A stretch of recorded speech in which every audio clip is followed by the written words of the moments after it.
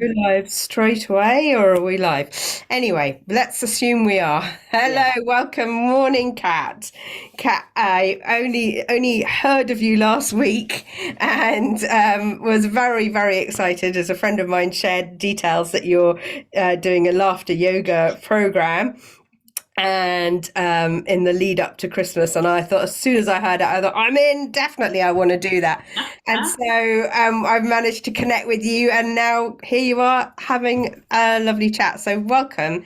Tell us all about what is it that you do. I've just briefly explained about your laughter yoga, but there's also other aspects to you. What is it that you are currently working in? Right. So thank you so much for having me. And yeah, it's mad, isn't it? Like we only connected a week ago, but when this opportunity came up, I thought, great, I get to know you more. So yeah, so it just felt like a yay, I'm in. So I'm Kat. Thank you so much for having me. And I am an empowerment coach and joy queen is how I title myself. And I use laughter yoga, I use NLP, Reiki, core transformation to help people shift blocks where they're caught up in fear, basically, so they can reconnect with joy, reconnect with love. And specifically, I work with heart led entrepreneurs, but obviously, whoever kind of connects with what I'm saying, like it's good anyway. But I've niched into heart led entrepreneurs because I see people getting really stuck in their businesses, caught up in fear, and when we're caught up in fear, then we can't we can't access what we need to, and we can't work with our clients how we desire, and we can't take those steps forward. And I think as you like create a business, I'm new to being an entrepreneur. I was 20 years in teaching as a primary school teacher. So like I really saw myself in this. Do you know what I mean? So you quite often kind of go to like what you really relate to and resonate with, don't you? So I was like, actually, I've seen where things have got in my way. So that yeah, that's kind of how I've ended up in this area, really, because I get it. And I think it's something that you can shift, and then you get to share exactly what you're here for, which is like all part of this beautiful life that we're in, isn't it? Absolutely, absolutely. So what made you do that shift? Because it's quite a change to then to have been employed for so many years and then to go into your own business. What Yeah, there's a few things really. So I started teaching probably my late 20s after I've been traveling and done like lots of things avoiding growing up, basically, like lots of us do. And I stayed in it for 20 years, but in that after that first decade, like I loved it. Like it literally made my heart sing. And then in the second decade, I started to fall out of love with it, and I'd had kids, so it really kind of fitted, because anyone that has children and is trying to juggle that, it's really hard. Mm. So it was very comfortable. But in the second decade, so I hit 40 10 years ago. My oldest daughter hit 7, and I could see that like life was like stretching her, but like not at school. All good was at school, and then there was just elements of life which were really difficult for her to manage. So I became more interested in my own well-being because I really needed to, because Mm. I found that a challenge trying to support her. And I became really interested in like, how do I support her well-being? So I started sea swimming I'd always done it, but I started distance sea swimming to look after myself. And I trained as a relaxed kids coach, to teach her self-regulation, to work on affirmations, meditation, just all the things that I kind of Yeah. thought in her little body at 7, like she's really struggling to regulate, and so I kind of was like, I need to serve my needs and help her. So Mhm. in that kind of in this decade that's got me from there to here, I've just got more and more interested in well-being. Right. And obviously in my role as a teacher, and my role as a mum. So like I say, my oldest daughter, I could see like needed to learn tools that actually, once I trained as this relaxed kids coach, I was like, well, these are tools that everyone needs. Yeah. They're not like, definitely my oldest, like I could see how it would really support her managing big feelings. But I was like, actually, this is a toolkit that we should be teaching our kids, Mm. like as soon as they come into school, or as soon as we are able to talk with them, Mm. and they're able to talk to us. So I kind of, I basically like learned lots of different things, and I played with a business. Do you know what I mean? So I did a bit of relaxed kids coaching outside of teaching and all sorts of things. So I could feel I was being pulled like elsewhere.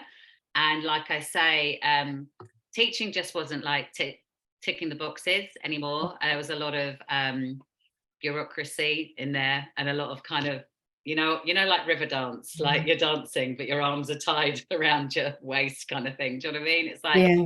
I want to do these things, and they go, Yes. yeah, but it's not in the school development plan. And I just, it was either, do you know what, I need to create my own breakaway school, which Mm. would have required a lot of investment, Yes.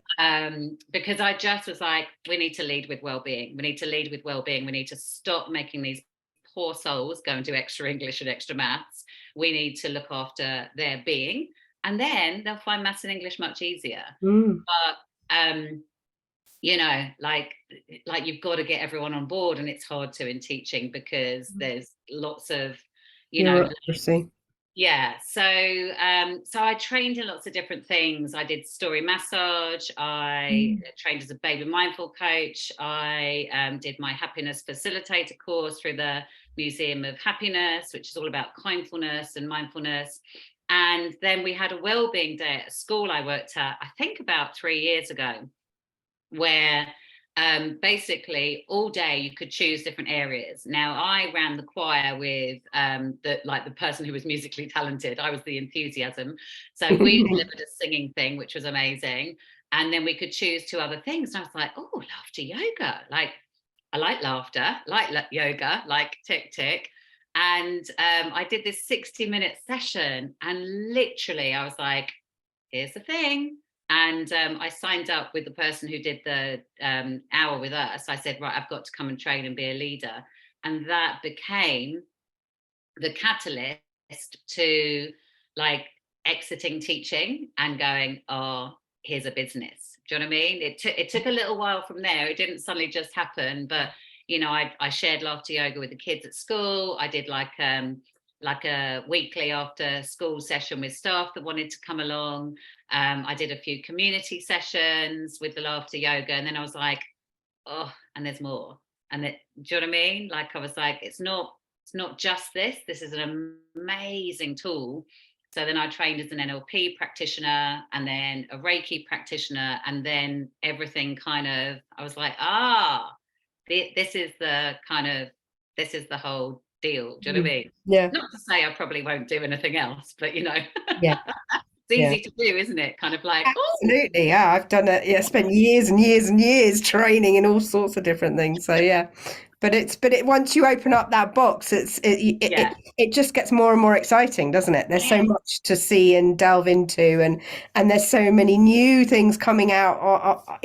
Certainly with things like sound. The sound healing, that's definitely been getting a lot larger, and there's so much to explore. It's great. I love it. And so, how did you find the transition then to, it's certainly for most people, it's the financial aspect is going from having this lovely paycheck every month to then suddenly going, where's the paycheck going to come from? Have you managed to sort of get into that all right? Has that been a bit of a learning curve? And oh, I'm laughing because I'm like, yeah. yeah. I think like it's so interesting. You start a business and you think, oh, there's going to be lots to learn, and then you realize, oh, there's lots to learn. It's not, there's so many different levels and layers, and you almost forget about that, kind of like you're saying, that like the monthly paycheck. It's like, oh, actually, there's that to adjust to too. And yes, you know, that definitely is a thing to get your head around. You know, what I think has really helped me, you know, particularly in months where it's like, oh, nothing's coming in, you know, but I'm learning, I'm building, and is like the bigger vision, you know. So knowing how, I think for me the biggest guiding thing for me is the laughter yoga. It Because when I did it in that 60 minutes, I like it was like this, like, full body experience. And I just was like, this could change people's lives, you know. And other modalities and things I've done, I'm like, oh my gosh, like, I see the power, I see the benefit, I still see how but this was such a kind of it was so tangible. I could literally feel it coursing through my body. So that for me is always the connector, is when, like, when you get this out to people and they feel the difference, then, you know, that's what keeps it all going. Do you know what I mean? And I think whenever you start something, if there's like, I've got this picture basically of me with thousands of people laughing. So I like, I feel that. And it's come from watching, there was a Joe Wicks video. I think I saw it during lockdown, because he was, you know, very big in lockdown, wasn't he? And it's like a little kind of thing of him going to Richmond Park every week, no one turning up, or one person turning up, so he wasn't making a lot of money. But he just kept on going and kept on going. I was like, oh, that was me. I'd go to the community centre. Someone said they might come to the laughter yoga, so I went at 7:30. No one came, and I was like, oh well, I held space. I honoured what I was going to do, and you know, and I could really resonate. And then it ends with him out in the UEA somewhere, I think, and he's got literally thousands of people doing the workout, and I was like, that's the vision. I can really connect to that, because if I can share this with people and people can access their inner joy, wouldn't that be amazing? You know, Absolutely. so that is always like, always got that little picture in my head. Do you know what I mean? That's the best way, and that is actually the way forward. And you know, I have a little bit of experience because now I've been self-employed for 15 years, and been through the dramas and the highs and the lows and the lack of the fear, and then the lack of trust, the just complete not sitting with what is the root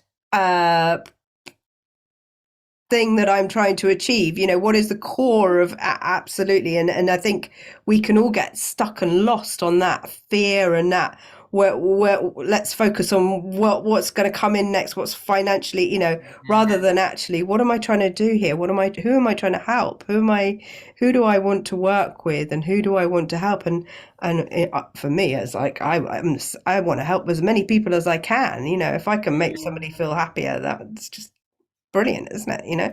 Yeah. So I think and also we help ourselves in this process, don't we? And it helps to bring more joy. I mean, doing this, I've been doing your laughter yoga now just for a few days, and I just feel that when I start to do it, and we're only doing it for in a few minutes, not even a few minutes even, Yeah. and you can feel the energy of that, the vibration within the body becomes more raised. You become more open. And it's, you know, imagine if you do that for an hour every day. I mean, I dread to think what you'd be like, but Fine. Yeah. maybe like the Dalai Lama, just this pure essence of love, because it's just lovely, isn't it? And I've always resonated with it. I've always kind of wanted to learn how to do it, and I never quite got around to doing it. But yeah, I think that is beautiful. And whereabouts are you based? I don't even know where you live, or whereabouts in the country are you? I am in Essex, so I don't know how well you Ah, know okay. Essex. Have you heard of Southend Pier? So I South have, County. yes, So yeah. I'm literally like a few miles from there. So West Okay, County. So in the Thames, not in the right by the Thames estuary. So about 40 miles southeast of London. So yeah, okay, yeah. cool. Whereabouts are you, my lovely? So I'm in Ascot at the moment, but I work Oh, in Farnborough. So okay. I have a healing hut in my garden. Um, Oh, how I love that. gorgeous. Yeah, it's taken a number of years to get there, but I've finally done it. Yeah, Um, beautiful. so I'm interested about, when you were younger, whereabouts did you go traveling? What was the exploration there? What did you discover? Well, it's really interesting. So I, I've always been excited. I did like interrailing as a teenager, a bit of Greek island hopping, ski resort. And I was like, right, I want to go for longer. And I did a stint about 18 months, and then I came back and I was like, right, I'm going to be sensible now. I'm 27 or whatever I was. I'm going to train to be a teacher. And I did. And in that year, I met my husband, and he was a musician, signed to Oh, a record deal, had a record label, and all these exciting things. And then suddenly the record deal stopped, and da da da. And I'd been teaching about 3 years, and like we met and married. We met, and within 3 months we're getting married. We married within a year, so it oh, was a very boom, like I trusted, and it felt great. 23 years later, it's still working. brilliant. So we like he'd done some travel like with his band. He'd had this amazing time in like touring Europe and America and stuff like that, but he crashed when his record label when it all like finished, because like from a little boy, like music was his thing, Mm. and I in my first 3 years of teaching, it's like quite like and I was like, I would quite happily just go off again. I was like, let's just do it. Like, let's go. And because he was very lost, he didn't really know what to do with himself, didn't have any qualifications. He's a really intelligent human, but Mm. failed everything because he's dyslexic, and no one like looked into it then in the 70s and all the stuff. So he just didn't know what to do other than music. And so we learned scuba diving. His cousin has a company here where we live, and I went, let's learn to be dive masters, and we can go and live in Thailand, and we can earn a little bit of money but see some of the world. Let's just go and do it. So we sold our flat and all our friends were like, what are you doing? You're in your 30s. Like, it's just really not sensible. I was going, I know, but what's the worst that can happen? Like, we're going to have a great time, Yeah, and we won't own a flat, and we'll spend some of the takings from a flat that we're so lucky we made some money from. Like, so it's how you frame stuff makes such a difference, isn't it? yeah, Some people saw lack, yeah. and whereas I saw, oh my gosh, we bought this flat, didn't spend thousands on our wedding, spent a couple of grand, got married over 2 days, had this amazing time, went, we'll buy a flat. Within 3 years it had doubled, and I went, oh, we can go to Thailand. So it's like, it's where you see opportunity, isn't it? Mm. And we went and trained in the diving industry. He went on to be an instructor. I went, I don't want to learn to teach people. I've done that.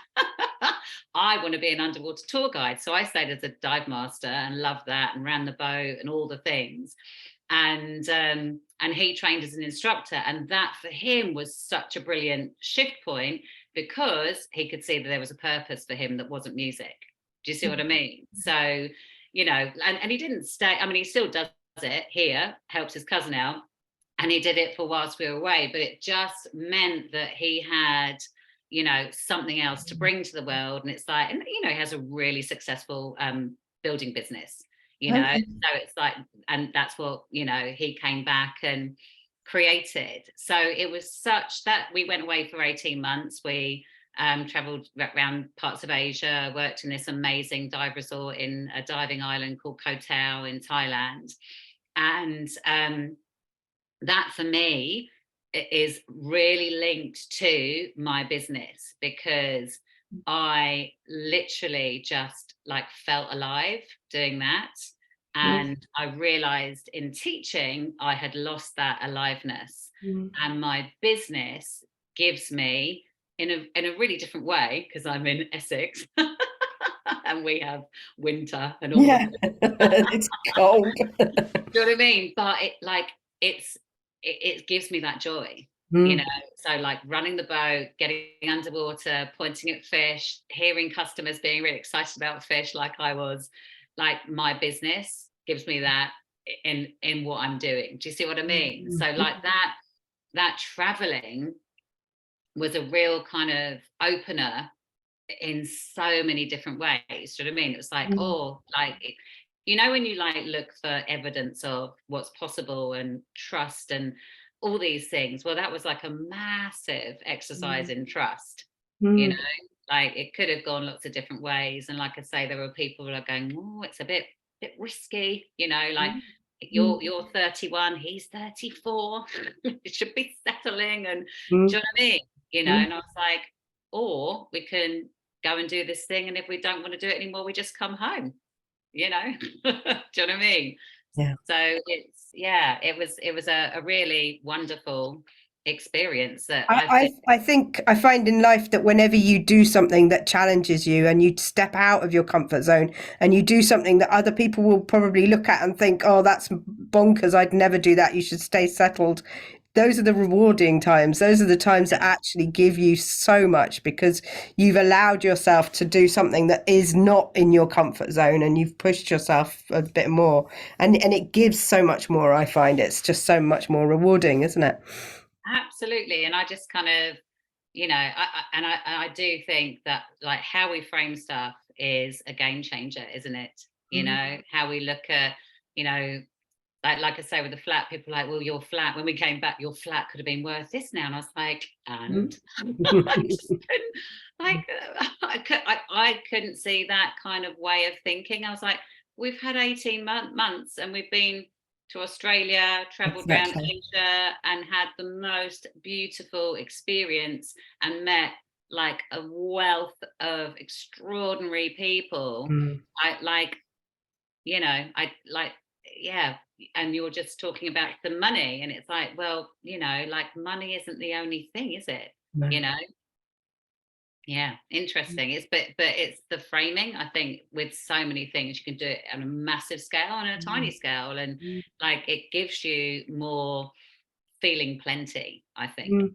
Absolutely. Well, and you gain more confidence in your abilities as well to know that you can survive at any place or pace or of life that you want. And I think then you know, well, you know, if tomorrow you want to go off and do the same thing, you feel actually, yeah, I'll do that again. You know, if that's what's Mm. resonating with you, you've got that within you. You know, you can do it. I think, and that's really important. I think I went traveling quite late in life. I was actually in my 30s when I first did a round the world tour, and uh, for me, it was really late to discover that actually I can do this. Before I'd sort of been having a bit of fear about doing all of that on my own and being able to get Mm. out. But once you do these things, you actually discover it's great and it's beautiful, and you have, you can, uh, the memories that you have will never ever equate to the amount of money that you could have potentially earned. That it's just when you're on your deathbed, you're not going to be sitting there thinking, I'm glad I earned all that money. You're going to be thinking, I'm glad I had all those experiences. That's Yeah. the most important, isn't it? The things that actually are a tangible experience, are the memories, are the things that are going to last a lot longer than the money. And also, like I said to you with my husband, that for him was like the opening for him to then going, oh, actually, that I can do other things than Yeah. music. Yeah. So now he has a really successful business. So actually, it's generated him a whole load of money because Yeah. of it, actually. Do you Yeah. know what I mean?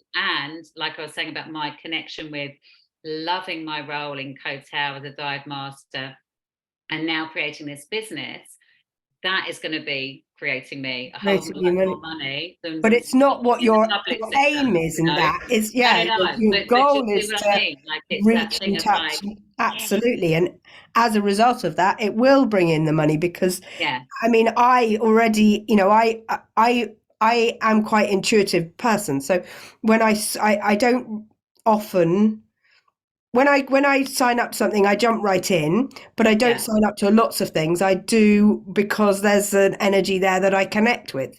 So yeah. I signed up straight away without even, I didn't look, I didn't do any research into who you were.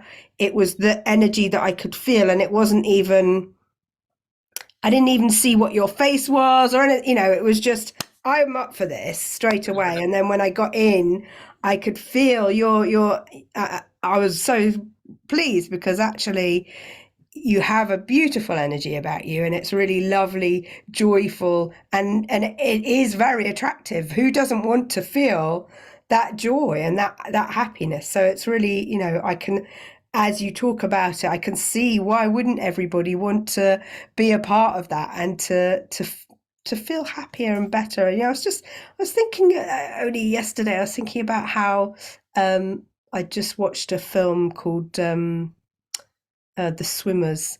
And Oh, I watched it at the weekend. did you? Beautiful, isn't it? Absolutely beautiful. And I was just thinking Yeah, about war and destruction, and actually, I don't know the answer to this because I'm not clever enough, and I had done no research, but I wonder how many women have started wars. And yeah. that was what I was thinking, and maybe if we're more of us women get into business and get into work that is joy and bringing joy, then there will be less of those aspects of life that are just horrific and continue to be horrific. Yeah. And so, yeah, I think brilliant. If you're bringing joy to the world, thank you. And look, and what I think the big driver for me, and this is, I mean, it's 18 months since I left my teaching job. So, like I say, I'm a newbie, but learning a lot along the way. And what I have noticed is there's an awful lot of stuff that you can do, isn't there? That you can invest in and da da da. But what I really know with laughter yoga is like it's a brilliant investment in yourself for yourself, because you don't have to then be once you feel really good in it, you don't have to then be dependent on someone else for it. Do you see what I mean? Yeah. And I have been in the receiving situation and seen a lot of it where people, I can't think of the right way to, I'm just going to say it how it feels right. But like, so you're dependent on them for you to grow and heal and da da da da. Whereas what I know, because I had such a full body experience, is this is about people reconnecting with what is in there, even if joy feels a long way away from them at the moment, because of life. Yeah, we all navigate bumps, and sometimes bumps are mountainous and sometimes they're little, but like in us, like as that little baby, as that little 5-year old running around with peals of laughter, like we have that. And sometimes it's totally layered up and bundled underneath stuff. Mm, And what I really want people to learn and know with it is you get to be the generator of your own joy. You mm, get to remember who you are, and it then opens up this really beautiful, powerful energy. and mm, and that's, like I said, when I picture the big, like the Joe Wicks scenario, I'm like, I just want people to go, yes, I'm home, I'm me, even if they fall off again. It's okay, we're mm, human. But I mm. want people to know that there's something that they can do themselves, like once it feels like, I know it can be like, it can take people a little while for it to just fit naturally and sit naturally. Do you know what I mean? And I get that. But I want people to realize that it's there for them, Mm. and they can generate it. Yeah. I think it's so simple and yet can be so hard, but Yeah. it's beautiful. And yeah, I'm all in favor of everybody being able to be impacted. I was going to ask you just about, and in your life, have you experienced moments where it has been hard for you to access that?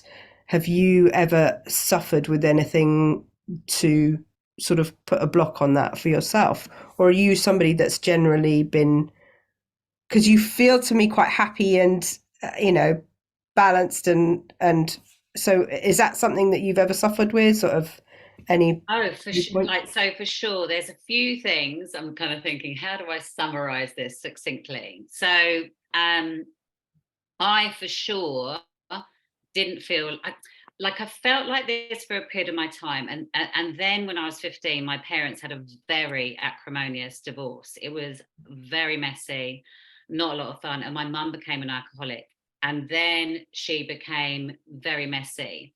So I didn't I didn't have that lightness anymore. Do you know what I mean? And it's kind of, I think probably there's bits that I can't remember and whatever. Um, but I definitely, I became this different person. And I remember the first time I went to Australia traveling, I did this course called the Landmark Forum, and this guy said to me, he put a chair on his back. It was not attractive to me at all. And he went, "See this? This is your mum. Everyone that meets you, you go, poor me, da, da, da." And I was like, because I was like, poor Cat with the alcoholic mum, and I was really stuck. And then I was probably about 24, I think. So it'd been almost a decade of just a lot of mess, a lot of me being called really horrible things, and my caregiver uh, not being a caregiver, basically me being the parent. And to cut a really long story short, I had my oldest daughter, and then I had, in fact, I think I'd had my oldest daughter, and I had another very, very drunk call where it was like just really not very safe for my daughter to listen to. It was the days of answer phones. And I just went, oh, enough now, like this is just too much. And I think, oh no, I was pregnant as well, my second daughter. And I did make a decision to just go, like, this stops now. I've tried. I guess I was about mid 30s, so I'd had 2 decades, Very long time, yeah. right? Yeah, of like my mum just not being how she should have been. And I've really did a lot of things, tried to get her into help. And I said, you've got all this trauma that you haven't healed, and da da da.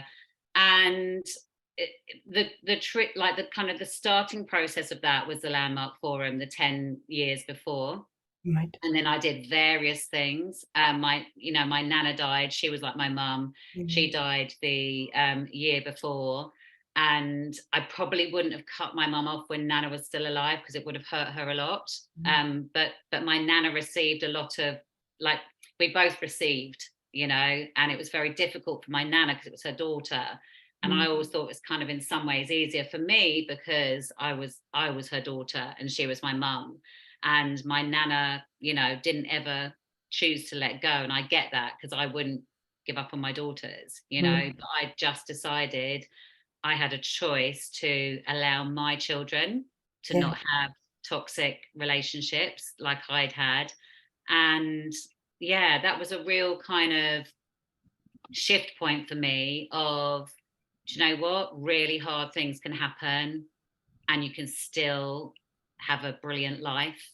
There can be an element of, these things weren't so great, but like, it's a choice I've made, and I've made my peace with that. And as a result, my girls and I get to feel healthy and happy. And there's no actual price on that, you Mm. know. So Mm. for sure, there's been, elements along the way in all of that where I wasn't in the joy. Do you know what I mean? But what I saw in myself is I was just this broken person, because a broken person was, telling me all these things. I wasn't good enough. I was the black sheep of the family. Nobody Right. liked me. And like just all these things, which weren't true. Mm. It was how she felt about herself. Do you know what I mean? And It like, was that happening after she'd started the drinking, or so could you remember a mother that hadn't been that way, that was oh yeah, loving yeah, and kind and yeah, nurturing and yeah. yeah. It was the So in a alcohol. way that gave you the basis of a stability before you were sort of old enough to know that Yeah, that wasn't the true her, in a way, that yeah, it was a mask yeah. on. The shift point was the divorce. Like the booze, then a Right. second husband who was, really not, Mm. yeah, not good. Mm. So I saw things that weren't great, and and I just essentially I chose myself, and I chose health, and I chose happiness. I Good. chose mental wellness.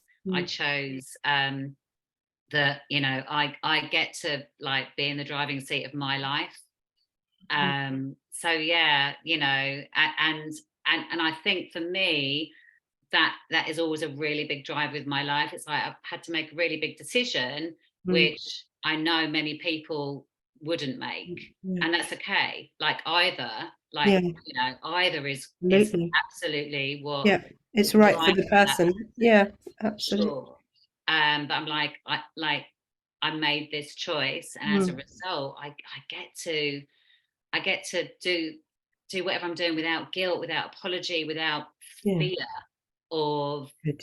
a judgment. Do you know Yeah. what I mean? Or Mm. so it's like actually I get to share what I really am here for. And actually, if I hadn't done that, I wouldn't be doing this. Yeah. I wouldn't believe that it was possible for me, because I wouldn't feel good enough in myself. And you've stayed with that. Is she still alive today, or is she? She is, yeah, she Yeah. is. And she made one attempt, I think, to be in contact. And then my 50th birthday this May, she wrote me a really horrible message. And I just thought, and it was interesting, because I was like, oh, you're getting older, I'm getting older. I wonder if you've taken a step towards yourself, because Mm. it's a shame. It is a shame for Mm. sure. And I thought, okay, this is my reminder from the universe. I felt of keep yourself safe, and more Mm. importantly, like my girls are 17 and 15, and I remember Maybe like that that's age. when all the damage started, Yeah. and and like the other part to speak to, both of them have had big mental health challenges in lockdown, and Yeah. that for sure were times where I couldn't access my own joy, because I could I felt like I was holding their Mm. suffering, Mm. So there's times when it can feel less than easy, when it's people that are part of you. Like for Yes. them, that was like really challenging. However, what I kind of do in that scenario, it's like, what do I need right now? Not the whole, like, you're always trying to kind of fix things if things aren't okay for your kids. It's like, what do I need right now? Okay, I'll go for a walk, you know. Okay, if I can't access laughter, what can I do? I can get and see, I can feel sunshine. So, but like I say, they navigated some like really challenging Mm. mental health scenarios, which stretched me as a parent. And I also know, because of who I am and choices I've made along the way, I've managed to really guide them through, and they are in such a different place now, you know. Brilliant. What a And relief. well, oh my God, yeah, and I can feel that in my body. And if that 35-year-old self didn't make that decision, but I don't Good know for where you. they would Yeah. be, Yeah. because I wouldn't have the resources I have Mm. to support Mm. them. So it's interesting, isn't it? Like decisions, like affect Mm. decisions, like, Mm.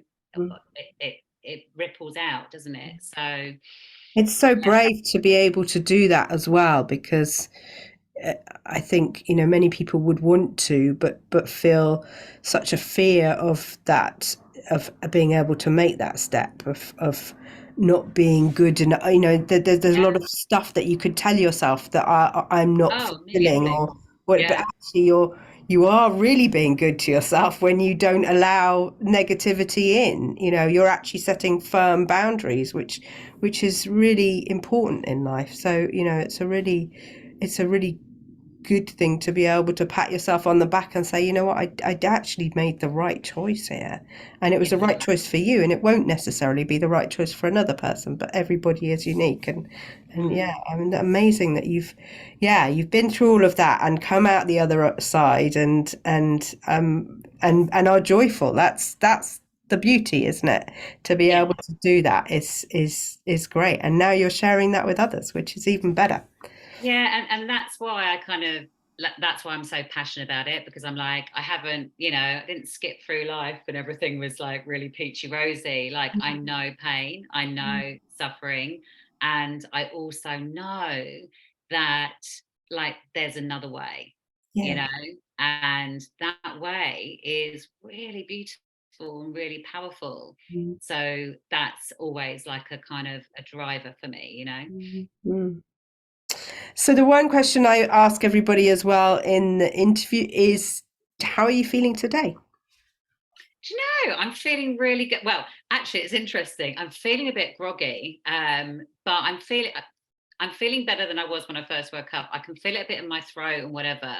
And I'm training. I've got a place to run the London Marathon. I've never done a marathon before, and I'm running it for gosh. And I just literally, I feel like the universe has delivered with bells on, because I've been holding a vision that I get to run it when I'm 50, and I will still be 50 because I'm not 51 until May. And I've been a little bit like, I can't really run. I ran yesterday, and then I was like, I've just decided I'm not going to run for a few days. Okay. So so but it's for the, like, the bigger picture. So I've been a bit like, and but the sun is shining. I'm not feeling that grogginess when you wake up and you're feeling a bit run down. So actually, my energy feels really good. And I think also because I've gone, just choose not to run for a few days. It's all good. You've got months to do it. And let's just check in, see how you are at the end of the week. So yeah, I feel I received the biggest gift this year getting that, because Brilliant. I was like, I really want this to happen. So, and it did. Good for you. There's no way in any time that I would ever be running a marathon. Well, when I started running 5 years ago, honestly, I wouldn't have thought that, but and I couldn't run for more than 2 minutes, and then suddenly I was just like, what if? Just what if? So I've never Wow. run that distance before, but I will on April the 23rd. Brilliant. And you know what? Even if you have to half jog or half walk it, it doesn't matter, does it? It's Exactly. There's about the nothing going achievement to as stop well. me getting there. Yeah. Yeah, exactly. So, well, I wish you luck for that. And thank you for coming along today. Is there anything Oh. else left that you would like to share? I wondered if how do people, because you've got this thing now but that's closed for the group, isn't it? Yeah, I guess, if somebody was going, oh my God, I really need this for December. I was saying I'm going to close it on Sunday, like if they wanted to come and catch up today, that would be okay. I think what I don't want, the whole point is it's people feel ease, Yeah. and I don't want people to do that. Yeah. So if someone in your group watched this in the next 24 hours and went, do you know what, I want in, then Mhm. hop in. I'm going to run them, I think, maybe 3-4 times a year, so there will be others. Okay. um, I'm mainly active on Insta, so I'm at Cat Googe official on Insta. I do a lot of kind of lives, videos, so there's a whole load of content stuff on there. And I'm pretty active on there. I'm also on Facebook, at, what do I call myself on that? I need to remember. Cat Googe Empowerment Coach, I think. Okay. But Insta's probably the best one. But I do, like I say, I have Facebook as well, so I can be connected with there. And I've got And like do a you do really, one-to-one sessions with people I in do, terms of, yeah, do I you do. do that over Zoom as well, or? Yeah. Yeah. So I do like a one-off 60 minute. It's an activation session, or you can do like a 4 week, I call it release and reset, where you want to kind of let something go and reset your energy. That's 4 weeks one-to-one. It's like 4 lots of 60-minute Zooms. Or there's like a 3 month package, which has more to it, obviously, and that's called Elevate. So for people that are really kind of going, yes, like that, like full body, yes, I want to just go for it, that's Elevate. So there's different ways, and I've got meditations people can sign up to for free. I'm gonna do some laughter yoga at like low investment that people can have, like a little kind of library. So there's many different ways to be in my space, or just come and hang out on Insta. I'm there. So my DMs. Okay. Brilliant, brilliant. Thank you so much. So I'll get you to send me those links and I'll put them in this video for people to access at a later date.